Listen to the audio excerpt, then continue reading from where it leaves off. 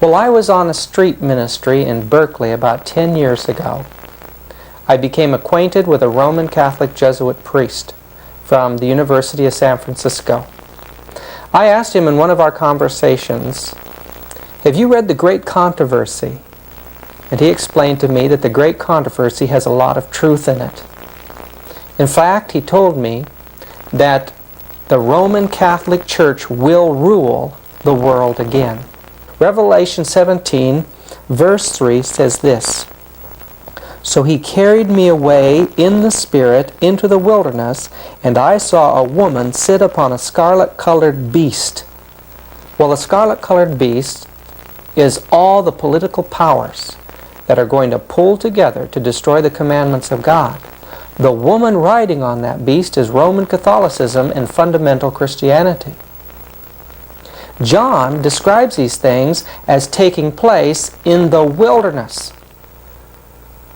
Now, in reading Revelation chapter 12, we know that when the primitive church fled persecution, she went into the wilderness. And in Great Controversy, page 55, Ellen White tells us that the wilderness is a symbol that represents obscurity and seclusion. This means that at the end of time, Roman Catholicism is working in secret with the rulers of this world in an effort to control the world, to take it over. And I believe that time is right upon us. You know, I plan to put together a documentary film called The Missing Dimensions in World Affairs. And for that film, I had gathered together interviews with people who had had either personal experiences with infiltration of Jesuits or Catholic priests, or, in one instance, an interview with an ex-Jesuit priest by the name of Alberto Rivera, and another, a secret agent for the federal government, working for the Pentagon during the Second World War, and his wife was a chief stenographer of the Pentagon. All the funds that went over to Europe for the troops passed first through the Vatican. This man had had personal working relationships with Roman Catholic priests, and listen to him, he knows what he's talking about. I had to stop my plans to do this documentary and decide to just get these things before you right now. The Jesuit priests have been infiltrating every institution, and they're ready now for a takeover. I want you to pay close attention to this first person that we're going to interview. He's an ex-Jesuit priest, and he tells you about the infiltration by the Jesuits. Especially I work in dealing with the infiltration of churches and religious institutions as well as government. That cover a tremendous number of institutions. And the purpose of that infiltration was what for? Well, the purpose is what the Roman Catholic system has all the time as her own purpose, is to infiltrate, to penetrate all the areas of life where the Roman Catholic can have control and access for the coming world government. What that means is, in preparation for that world government, the Roman Catholic institution, especially since the establishment of the Jesuit order in 1541, throughout all these 500 years, they've been in preparation and through infiltration and penetration of every level of society in order to take over the world politically and religiously. There are two doctrines that define very well these dangerous goals of the Roman Catholic institution. Two doctrines define this very well. One is called the doctrine of the apostolic succession, and that is dealing with the papacy. And the other is the doctrine, the temporal power, and that is dealing with world government. Of course, both, because you can see that even the Pope and his own individual office, he meet those requirements. He is not only the head of his church, as he called himself, John Paul II, the present Pope. He said he is the pastor of his church. He is not only that, but he is the head of his state, of his country. What that means, he is the head of a political state. Both combinations are in one office. They are, in prophetically speaking, that is what we see in the book of Revelation. The political power always hand to hand with the religious power. What organizations have now been taken over by the Jesuit order and other institutes of Catholicism? What world powers are in her hands to be used in this final chess game for the takeover of the world? We can get some idea when we look back to the Council of Trent in the 1540s through the 1560s. At that time, and during those years, we find vows that were taken by these secret orders to take over the education of the Protestants, take over their schools, take over their churches, especially to destroy the Protestant Bible by creating many translations, destroy the monarchies of Europe, destroy nationalism, to use astronomy and astrology to create new calendars that would eventually transfer the sanctity from Sabbath or Saturday to Sunday. Their goal was to take over the business world, internationalism. They were to take over banking, to take over Judaism and the movement of Zionism, to create political strife and chaos and all of these things for one end, that Catholicism should rule. Listen. I did training in monasteries and convent where I prepare cursillistas, the Legion of Mary, the Blue Army, many of these militant organizations. I train and prepare how they can become Baptists, how they can become Adventists, how they can become Methodists, how they can become Presbyterian, how they can become Pentecostal, and all these areas where they must infiltrate any area.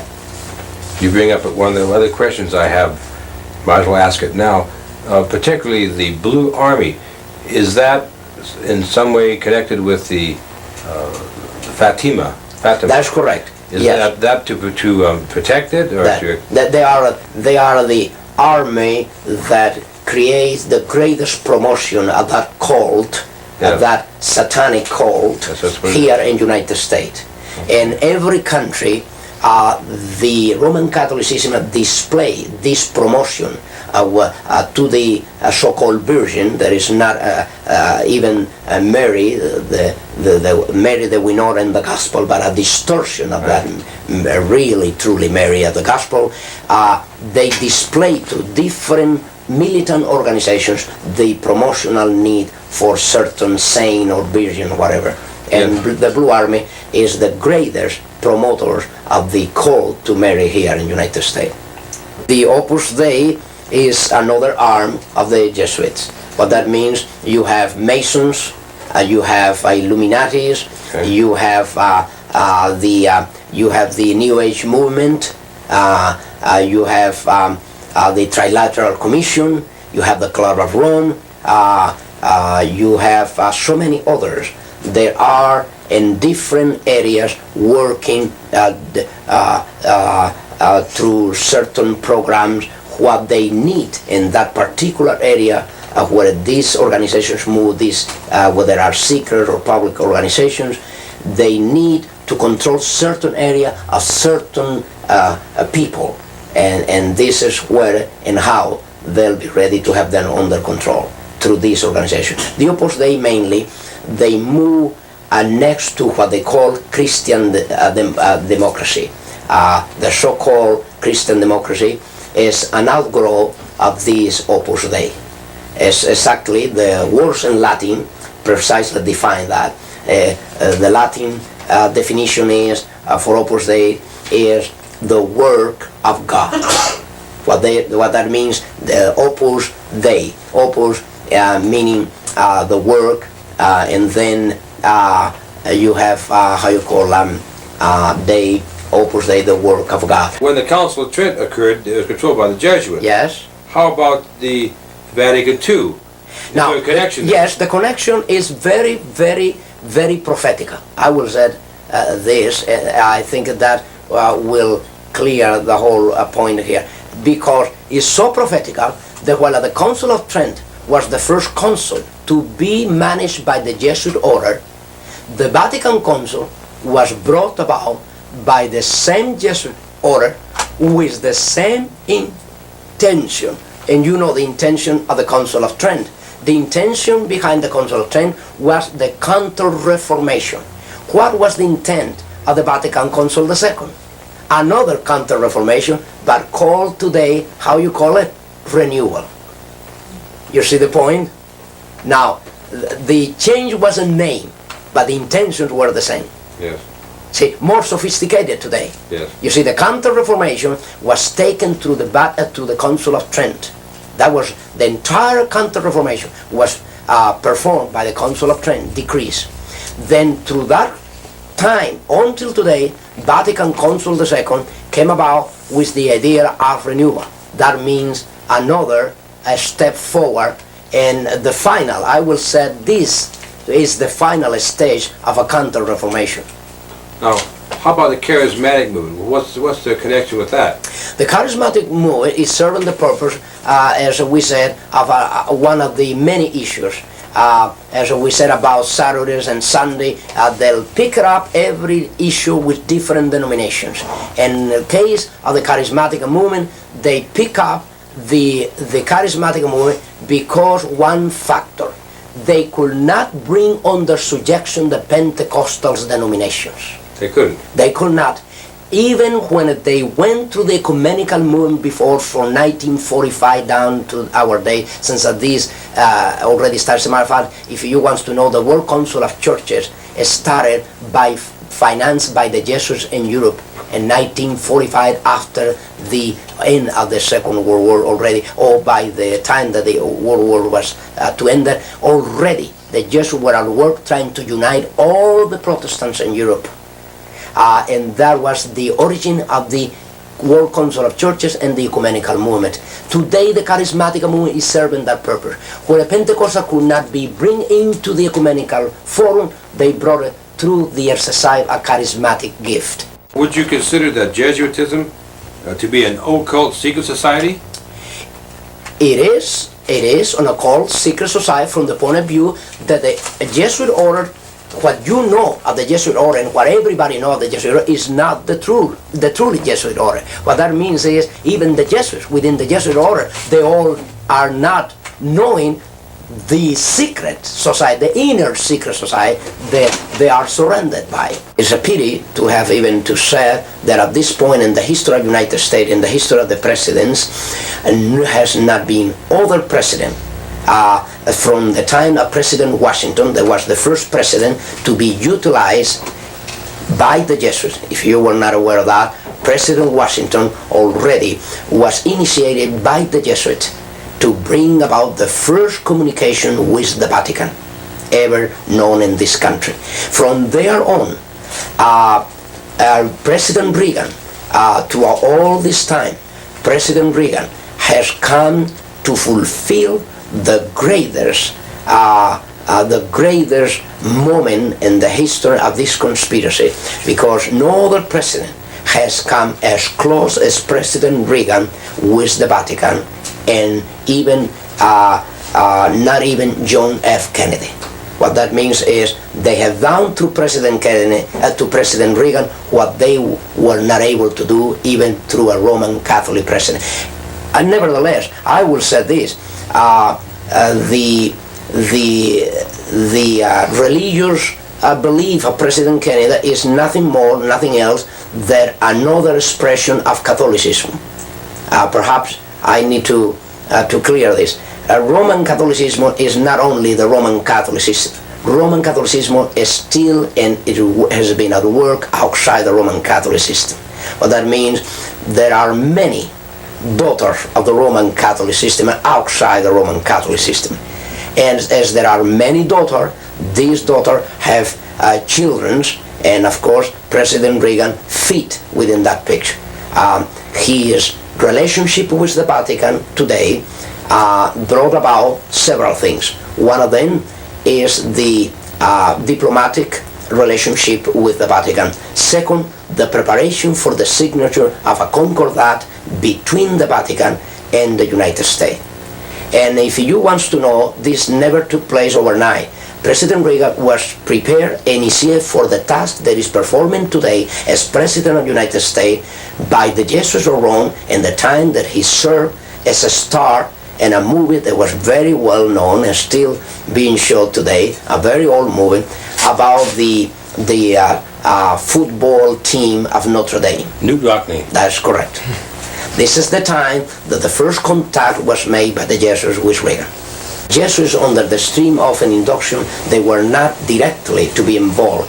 They only were the elements, the intellectual element that will prepare this. The case of Abraham Lincoln. Abraham Lincoln, the president, was killed by the Jesuits of Rome, but there was no a Jesuit there involved directly. Nevertheless, was the Jesuit who prepared the plot against his life and prepare and train those who were to kill him. They arranged it. Yes, it happened with President Kennedy, the same thing. The assassination of Kennedy is another fact that can be proved of any time that was ordered and by the Jesuits in order to get rid of a president that already was ashamed to the Roman Catholic institution, being Roman Catholic. You have two different extremes. In Abraham Lincoln, you have that there was a man professing to be a Christian, solid Christian, and then there you have a man that professed to be a solid Catholic, but then put to shame his own institution when he was confronted about what he will do as a Roman Catholic president about the Constitution and about the interests of the Roman Catholic institution. When he placed the Constitution of the United States above the canon laws of the institution, he called for disaster. Let me tell you where the Knights of Columbus has done and performed a tremendous job in the United States in education, in public education. The authors of the chaotic situation of the public schools in the United States has been and are the Knights of Columbus in the United States. What about the work of Alcazar and Rivera? Now these were two Jesuits that are starting already way back early, and before the 1600 already. Rivera and Alcazar were already commissioned to penetrate, since the infiltration was very difficult in the days through the Reformation. They can spot an infiltrator very easily in those days because the struggle was face to face with the Vatican. Then Roman Catholics and the Inquisitors, they have a hard time trying to infiltrate the Christian churches, even in Spain, where it was underground completely. They have a hard, difficult time, and there was a most very fearful thing to infiltrate, and then nevertheless they did it. They did infiltrate, and this is how they find many Christians worshiping the Lord in underground places. Now, through infiltration. But in these cases, they were not commissioned under the stream of an induction, as I was under the stream of an induction. Rivera and Alcázar, they were to work, and then later Lacunza. There is more, but I will mention these three, the most important ones, in dealing with one special area, prophecy. They were assigned to deal especially with prophecy, with the purpose to do two things at least: to cover up any prophecy relate to the origin of the Antichrist, relate to the Antichrist, and relate to the papacy, relate to the Antichrist. And second, to cover up any idea that the Roman Catholic institution was never a Christian church, as I pointed out before. What that means is to make possible in Bible commentaries and church history that the Roman Catholic institution always will appear as a Christian church, fall in apostasy, and then we need a renewal. And need of renewal. That was the idea that Rivera, Alcázar, and Lacunza tried to trace. Among other things, they tried to implement the idea that most of the prophecies of the book of Revelations were already fulfilled by the time of Nero. Yeah. What that means is that don't worry about prophecies today, don't worry about the Antichrist, don't worry about a one-world government, don't worry about nothing Futurism. like that. Yes, that's correct. Walter Martin has been, and confessed by him, as a matter of fact, I could mention that I have a debate already with Mr. Martin, I have already a debate with Mr. Gary Metz, and I took them both by surprise. I took Mr. Gary Metz on radio by surprise.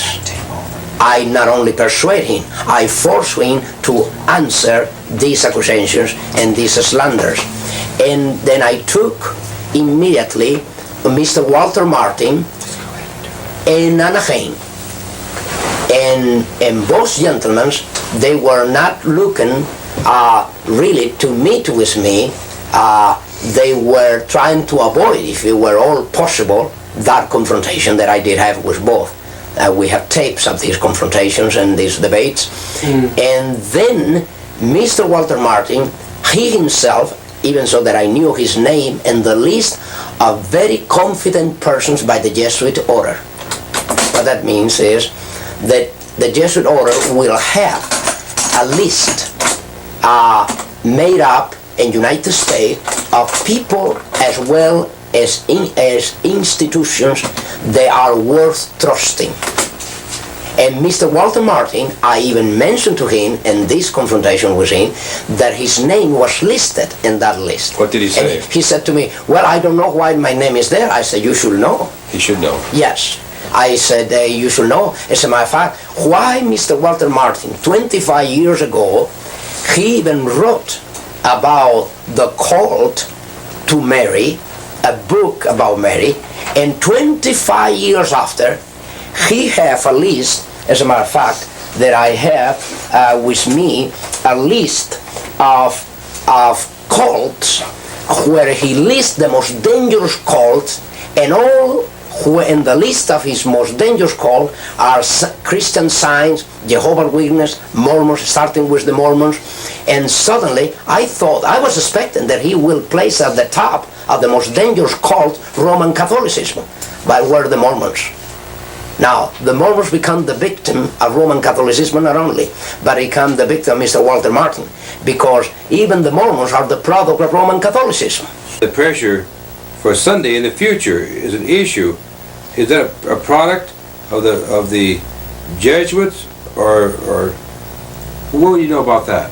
Well, what I know is this, that even the Seventh-day Adventist denomination has been placed under the greatest setup and a real setup of all the history of the denomination.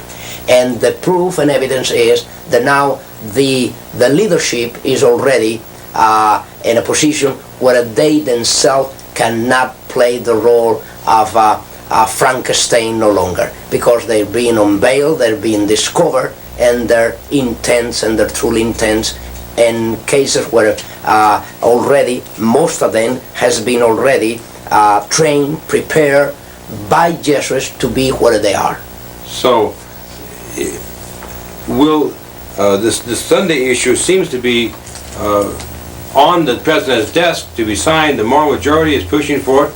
The Lawyers' Day Alliance has pushed for it from its inception. That was one of the reasons it was created. Yes. So in other words, you think that for example, the Adventist leadership are going to fold up? No, that is not true. No. In the how the denomination has been set up and their keeping of the Sabbath is this. The Roman Catholic institution already, and this is why you have Viacochi and some other elements within the denomination, there already has been even honor, and condecorated by the Vatican concerning their work. And actually, the Roman Catholic institution is preparing the greatest surprise of them all, because it's not going to be even Sunday that they are going to be after. It's going to be Saturday, and you will see why. The reason of this is when already Catholicism already came about with the idea during the Vatican Council II that a Roman Catholic Mass that was only to be performed on Sundays as to be the only valid Mass for Roman Catholic. Even if they go any other day, Saturday, Friday, there was no valid a Mass for their obligations. Now, during the Vatican Council, the second session, suddenly the whole picture changed, and you know what for. The whole picture changed and said, now Saturday Mass is considered to be valid Mass as Sunday Mass. What that means, not only that, more than that, Saturday Mass can replace Sunday Mass. But it's the Protestants, Yes. not the Jesuits that appear to be pushing for the Sunday, for national Sunday law. Yes, actually, this is to trigger a reaction to really make use for a cover-up. The issue here is not even Saturday, is not even Sunday. The issue here, whether it's Saturday or Sunday, the issue here is the person of the Antichrist. You see, in matters of days, right now, the conflict is being utilized, the struggle between Saturday and Sunday is being utilized more for the benefit of Roman Catholicism than even for the benefit of the Christian Church.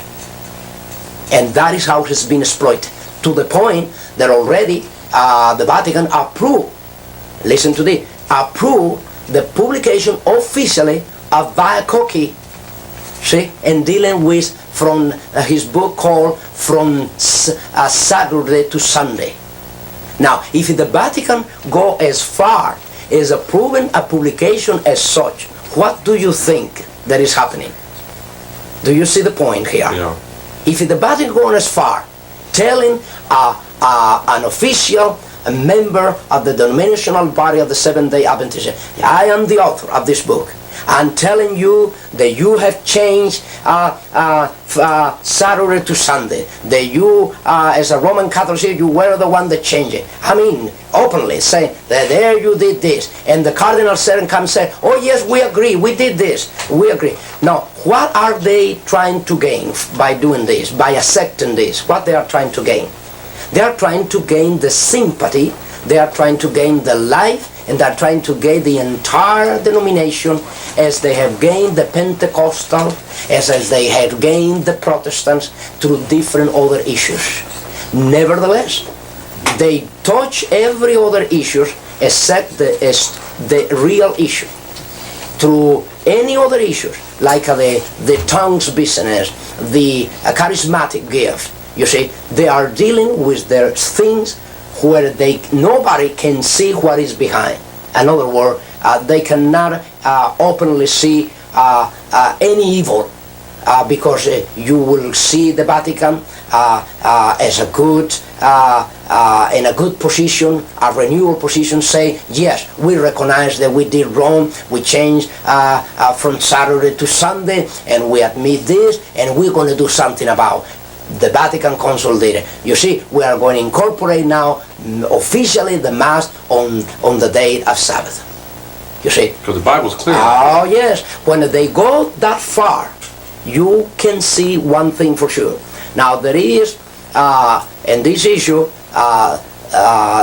in my own personal belief of the Scripture, you do not see that the issue in prophecy is one day or the other. The issue in prophecy is more than a day. Is more than a day. The issue in prophecy is who and where is the Antichrist now. Once that the person perceives the reality and the manifestation of this prophecy, they'll know the rest according to the Scripture. But when a person is blind to the reality of who the Pope is, and the Pope is granting every favor to every other denomination, they'll believe that the Pope is not such a bad guy at all, after all. If you want to do some homework throughout the news media, you will find something. As a matter of fact, not only throughout the news media, but you will find something very interesting even throughout film industry. There are a lot of movies has come, and a lot of article has been write up, and a lot of television show has come out, and even movies and TV and through radio, a lot of talk show has come out dealing with the very issues that I have dealt in these 4 parts of my testimony. They did not this before. Before 1979, over all these issues, everybody was quiet. Every other reporter will never inquire about celibacy and the problems of celibacy, about lesbian, about gays within the clergy, about the mafia and the relationship of the bishops and the cardinals with the mafia and the clergy, about the banks, international bank situation with the Vatican bank. Nothing of this was ever dealt with, except when these testimonies went out.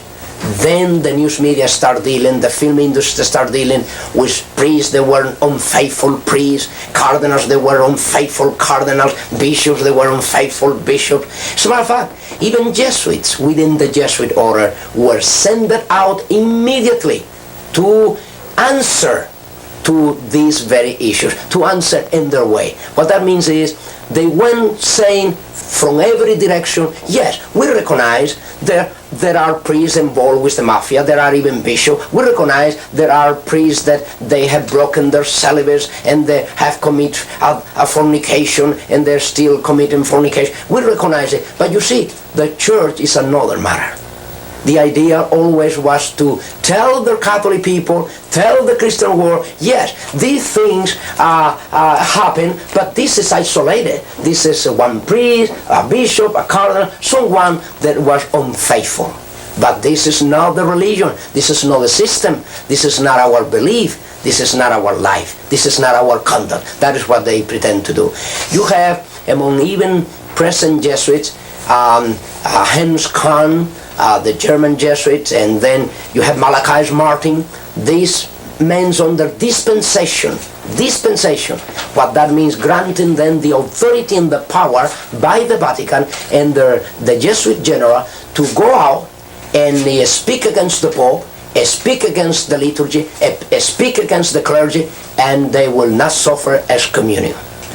You see that they can go now trying to deal with these very issues, trying to justify that regardless of all this commotion, of all this immorality, of all this corruption, of all these crimes, this is different from the mother, from the system. That these are individuals within the clergy, but not the system. And of course, the system is the one that created them all. Has there been a certain promotion to create in the United States a special way of looking at Roman Catholicism? Oh yes, yes. You mean type of propaganda special for this country? Yes, definitely. This is why they has been so successful here in the United States, being a country of a Protestant inheritance with a Christian beginning, right in the 1620, when the Pilgrims arrived to the northeast coast of this country, and suddenly today is making concordat between the Vatican and the United States. Now, what that means, this is the greatest treason ever known to the very founders of this country. I mean, the most direct treason and betrayal that have taken place in this country has taken place, and the fact that now this government is looking for fellowship, for relationship with the very criminals that caused the greatest massacre in Europe, by which massacre and through which persecution the Pilgrims arrived to the northeast coast of the United States. We were told that the United States would repudiate every principle of the Constitution, and I'm sure that that is not too far in the distant future. You know, an integral part of the papal policy was an organization called the Inquisition during the Middle Ages. It began in the 12th century under Innocent III, which was the most powerful of all the popes of that time period. The purpose of the Inquisition was to seek out heresy and stop it. But it used some very unorthodox methods.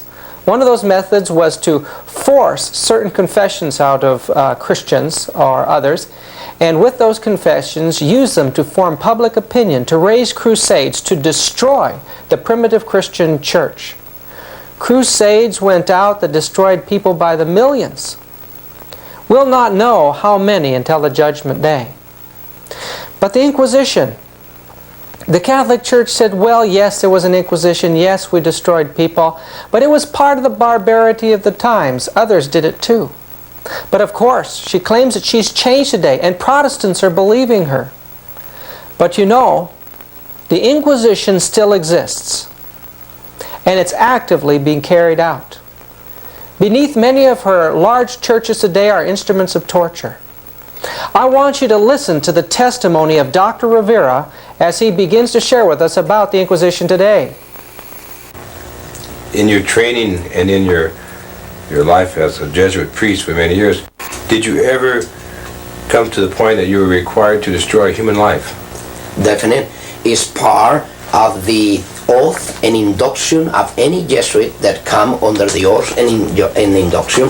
And perhaps you care to know that I have revealed a great deal of this in this booklet after Alberto came out, the first part of my testimony, dealing with my minor seminar and major seminar as we went through these questions. And now you have in double cross, it is a revealing, at least a little part in these pages here, page, let's see, this is 12 and 13 at least, you see that is part of the oath and induction that I was taking as I swear to take the life not only of kings and princes and governors and mayors and senators and congressmen, but even my mother or father or brother or sister, whosoever, come to be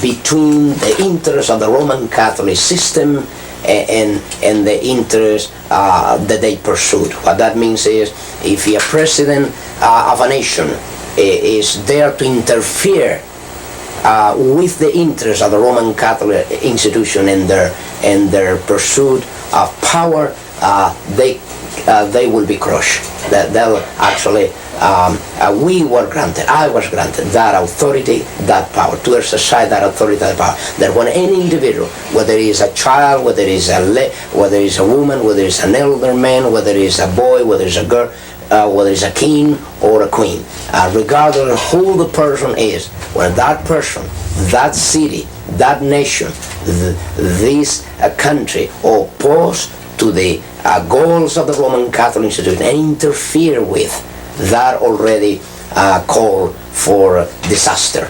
There is enough left of the old Inquisition. I will say there is a new Inquisition today, not even tomorrow, is at work today, and here, even in the United States, and has been always.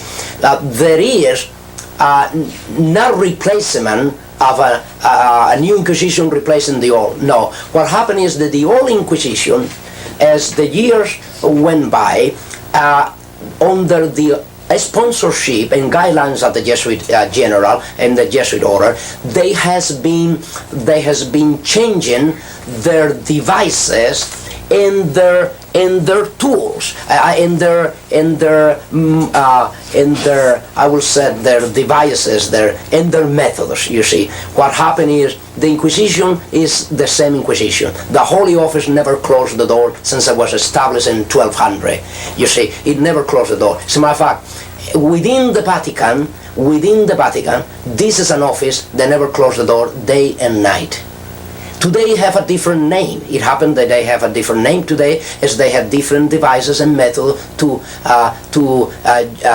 bring people to trial.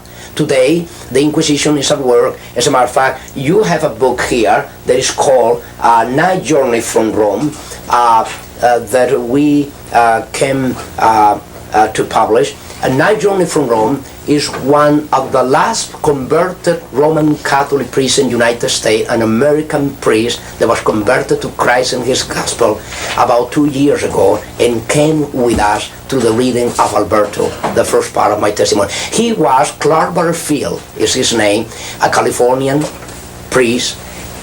There is the book here, Night Journey from Rome.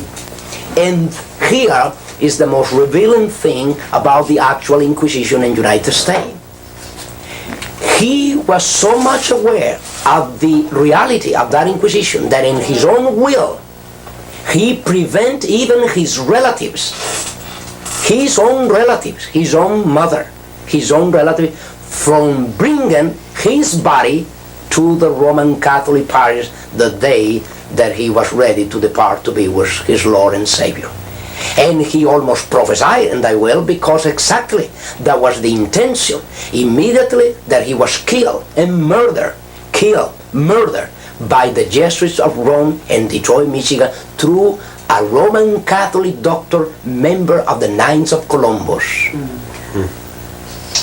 Then you can see the Inquisition is alive and well, with different devices, different method, and a different name. Today they call the Office for the Preservation of the Doctrine and the Faith. We were trained in many different things, from chemistry for poisons to warfare of any kind. And of course, we were not to be involved in these things. Let me explain this. Jesuits, under the stream of an induction, they were not directly to be involved. They only were the elements, the intellectual element that will prepare this. The case of Abraham Lincoln. Abraham Lincoln, the president, was killed by the Jesuits of Rome, but there was no a Jesuit there involved directly. Nevertheless, was the Jesuit who prepared the plot against his life and prepare and train those who were to kill him. They arranged it. Yes, yeah. It happened with President Kennedy, the same thing. Yeah. The assassination of Kennedy is another fact that can be proved of any time. The future of Catholicism, according to the prophecy in chapter 17 of the book of Revelation, is what even the Holy Spirit used to convict me to leave at once a Roman Catholic system. That means there was no hope. I became a Christian within the Roman Catholic institution, and I want to stay within as many to help the others. And there, from 17 to 18, God revealed to me there was no hope within the institution. The best advice is based for Roman Catholic is to come out of her. That is God's decrees. Come out of her, my people. For Christians is what the book of Ephesians chapter 5 relate. It said clearly, do not have fellowship with the unfruitful works of darkness. What fellowship? Rebuke them. That is the position of a Christian, and that is called by the Holy Spirit. I will say these are the two most urgent message to be communicated to the Roman Catholics, to come out of her. To the Christian, keep out of her. Keep out of their fellowship. There is no fellowship that light with darkness.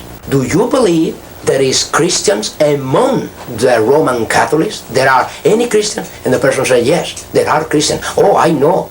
My own mother, my own father, you'll see. They don't believe in all these things. They just go there to witness about Christ. But they are truly Christians. You see the point here. They will say, she was not a Christian church, she's not a Christian church, she will not be, but they come and tell you there are Christians within the Roman Catholic institution. That is impossible. A person, when is convicted under the Holy Spirit, being a Roman Catholic, the first thing that the person felt and know that she or he must do is to leave Roman Catholicism, because Roman Catholicism live first from them, and then they leave after.